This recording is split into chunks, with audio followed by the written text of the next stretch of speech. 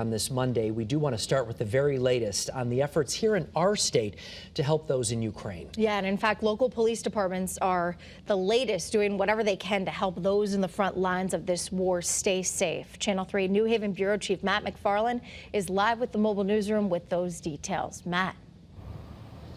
Well, Aaron and Mark, from the very beginning, we've seen so many folks across Connecticut pitch in to do their part. This church here in New Haven, they collected medical supplies, food, clothing to send over to Ukraine. And as you said, today in Fairfield County, a number of police departments are now sending over some of their older gear they're no longer using. Now, we want you to take a look at some video. More than 200 pieces of protective equipment like bulletproof vests and helmets that will be boxed up and shipped over to Ukraine. Spearheaded by the Fairfield Police Department, this is the effort of a number of departments from across Fairfield County who answered the call when local leaders reached out after members of the Ukrainian American Club of Southport brought up the idea of collecting protective gear that was no longer being used. Now, it's important to note there's nothing wrong with the vests, but here in the U.S., law enforcement industry standard means the vests get replaced every few years.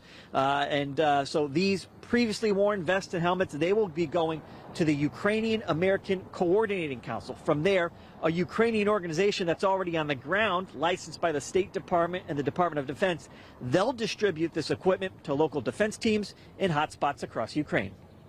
It helps us give back, you know, as police officers.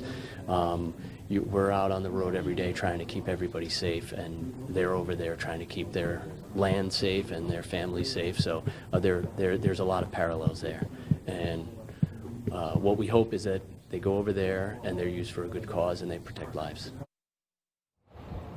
And it's not just the police departments. A local veteran who served in Iraq and Afghanistan with the Army also has connections to Ukraine. He's lending his expertise as well in this effort. You'll hear from him tonight at 6. We're live with the mobile newsroom in New Haven. Matt McFarland, Channel 3 Eyewitness News. Yeah, so